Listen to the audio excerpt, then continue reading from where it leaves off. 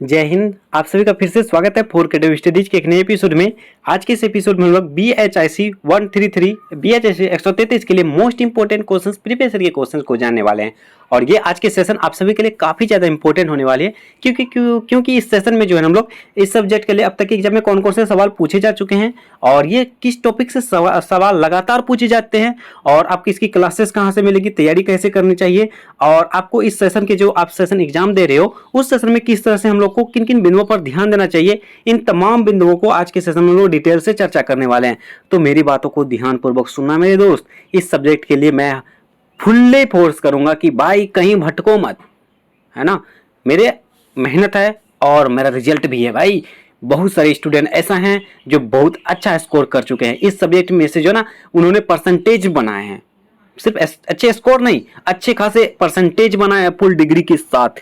तो मैं दावे के साथ बोल सकता हूँ इस सब्जेक्ट के लिए अच्छे से ध्यान देना मेरी बातों को, है ना।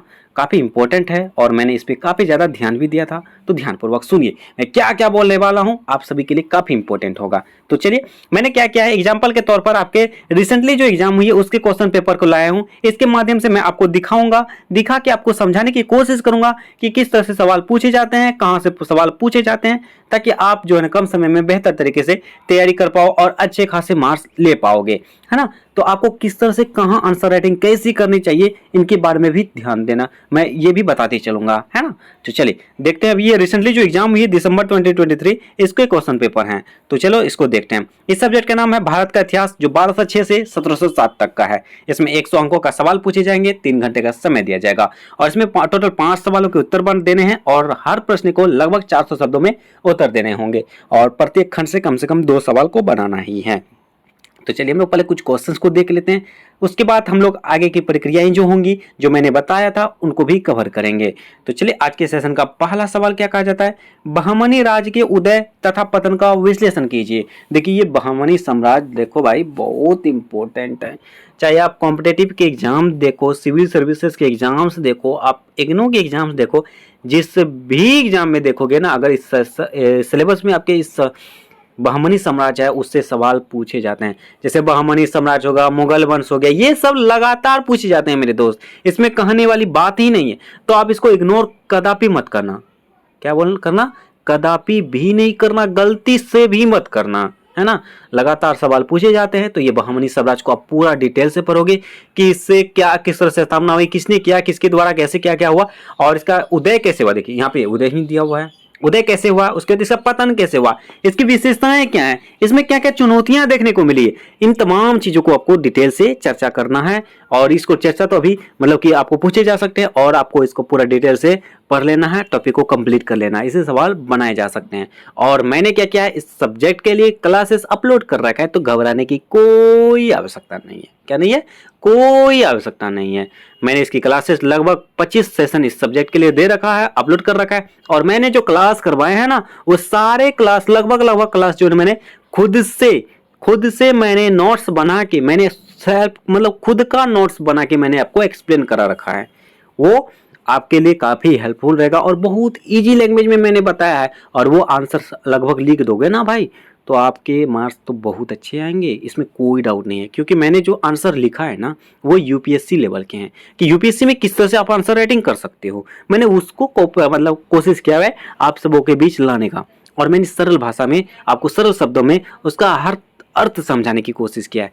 तो उनको जरूर देख लीजिएगा। और इसका एक प्लेलिस्ट भी तैयार कर दिया है BHIC 133 के नाम से।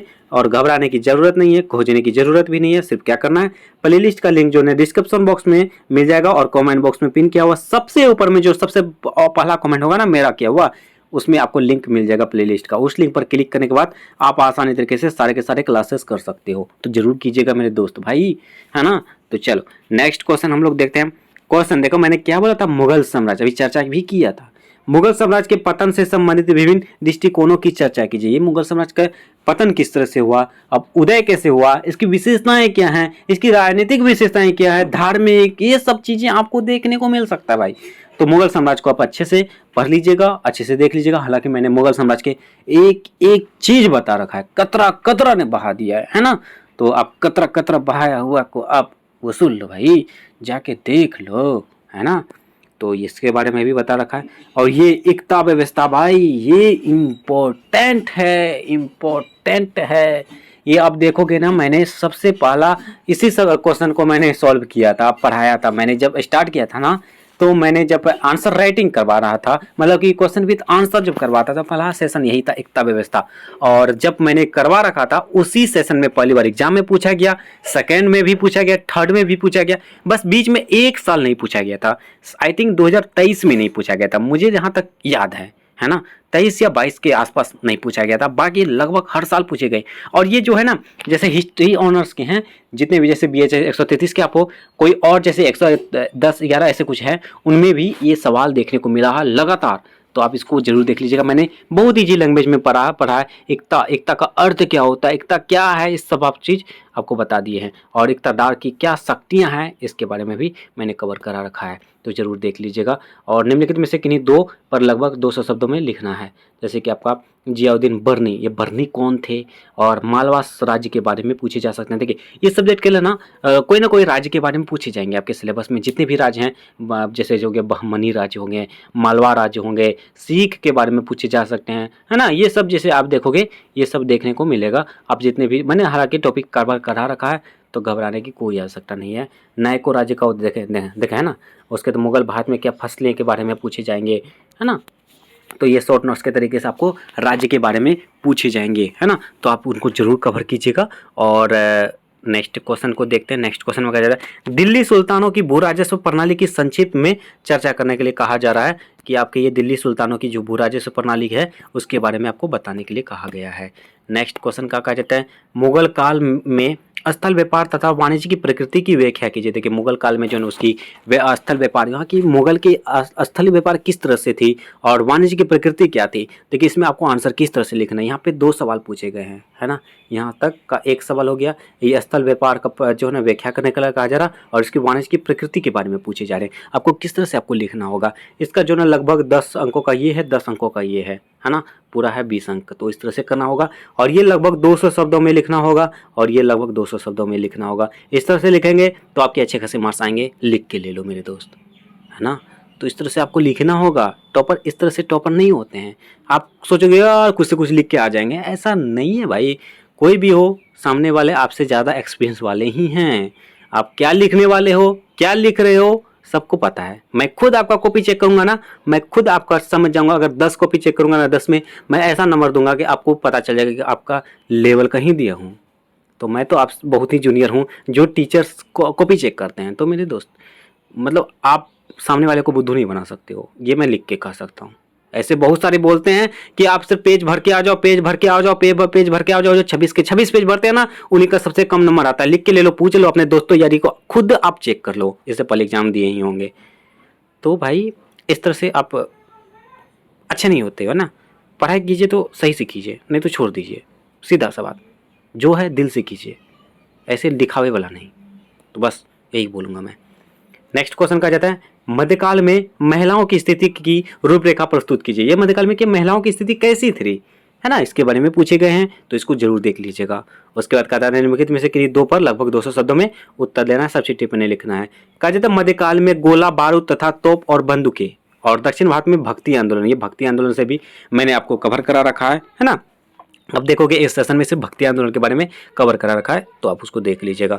और नक्शबंदी सिलसिला और सूर वास्तुकला, ये सब सवाल देखने को मिल सकता है, रिपीटेड हो सकता है। और जितने भी ये क्वेश्चन हैं ना, लगभग क्वेश्चन मैंने कवर करा रखा है, और लगभग 25 सेशन के आसपास है आई थिंक। तो वो सारे के सारे सेशन आप जरूर देख लीजिएगा, बार बार देखिएगा।